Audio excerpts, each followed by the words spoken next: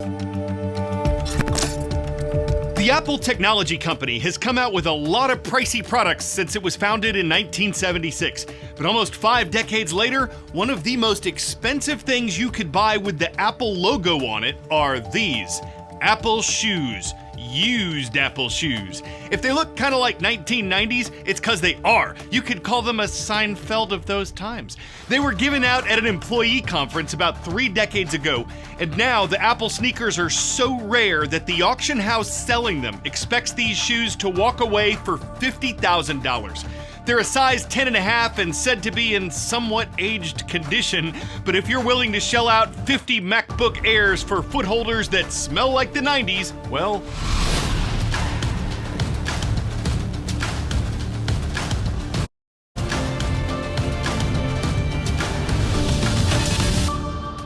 Hi everyone, it may be Monday, but it's still awesome because this is the very first episode of The World from A to Z. I'm your host, Carl Azus, hence the A in the Z. If you followed me here from a previous show I hosted, it is so good to see you again. I've missed you. If we're meeting for the very first time, The World from A to Z is a non-partisan news show that covers world events in 9 minutes. And today, that continues with news out of the United States that could put more pressure on its tense relationship with China. 2 U.S. Navy sailors have been accused of illegally sharing American secrets with the Chinese government. Both of the men were on active duty in Southern California, but U.S. government officials say their cases are separate. They also say that both sailors were paid thousands of dollars and both could face decades in prison if they're convicted.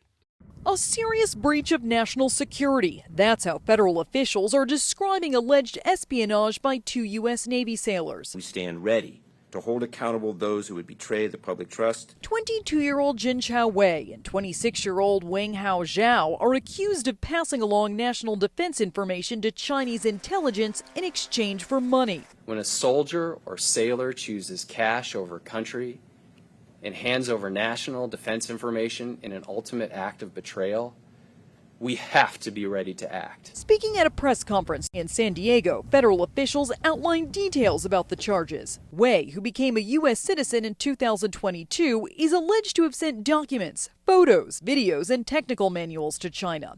And Zhao is accused of providing sensitive U.S. military information, including operational plans for a major military exercise. We will not tolerate any attempts to undermine the sanctity and democratic freedoms of this great nation. This is just the latest case of possible spying tactics by China. Earlier this year, the U.S. accused the Chinese government of using a surveillance balloon to capture imagery on U.S. military sites. Following this recent incident, a spokesperson for the Chinese embassy accused the U.S. government of hyping cases of espionage and said this is a groundless slander and smear of China.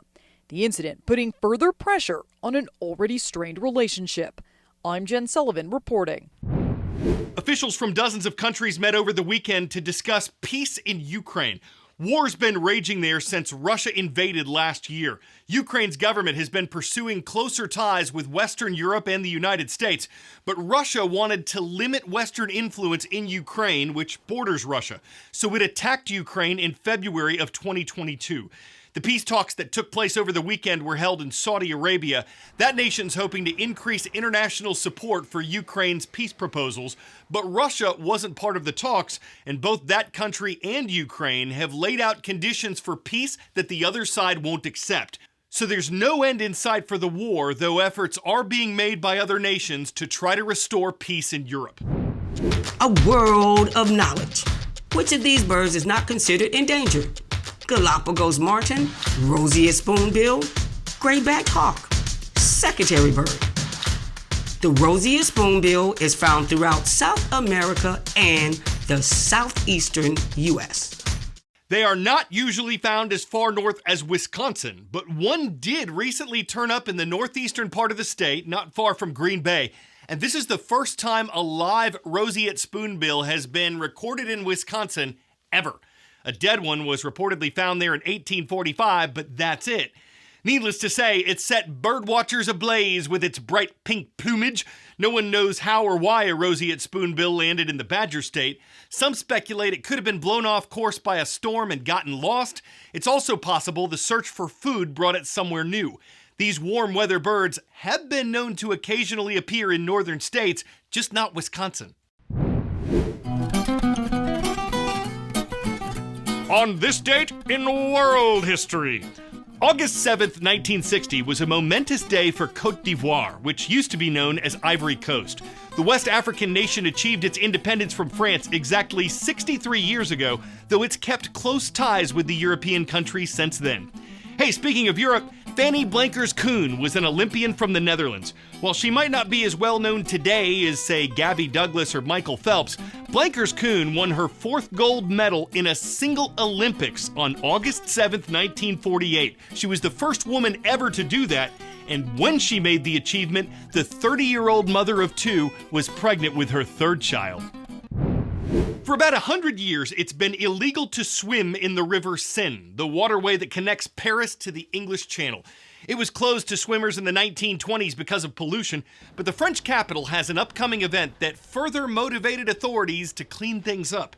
And while recent rainfall delayed the river's open again to swimmers status, an international race was scheduled to take place there on Sunday, with a bigger event just a year away. Olympic swimmers diving into the River Seine. This newsreel is almost 90 years old. For the last several decades, people have avoided these waters like the plague due to pollution and sewage in the water. Even the fish got out of Dodge. Only 2 or 3 very hardy species stayed in its murky depths. But lately, the tides are turning. The river is becoming swimmable again. France is several years into a cleanup plan, but a major deadline is adding urgency to the work: the 2024 Olympics. Paris will host the Games, and it has big plans for the river.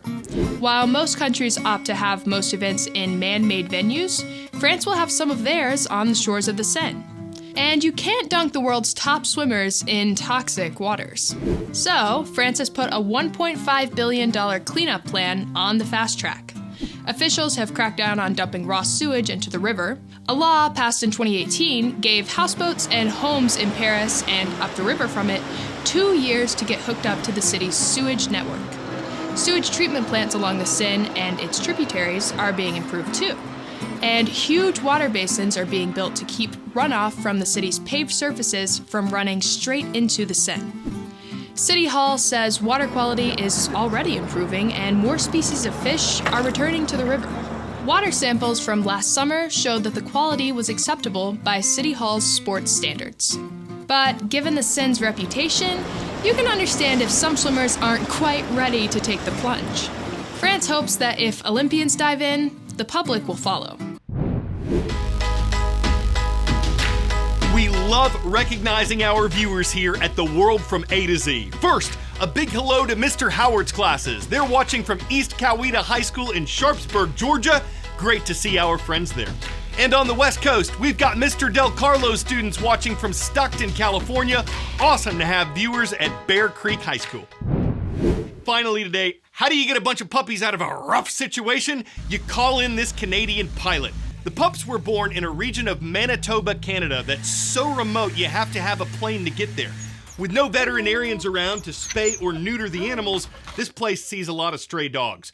So what can be done about that? Well, a company that regularly flies supplies into the region took the dogs out to the city of Winnipeg. It's done this several times, and now this batch will be able to get the care they need and hopefully be placed in new homes in Winnipeg. Does this make them all Airedales? It might not have been their flight of fancy, but there's only so long you cairn to terrier in a place without a health carrier. So go retriever your bag, dog, cause we're going Manitoba bye-bye to a spot with more chow chow and better possibilities.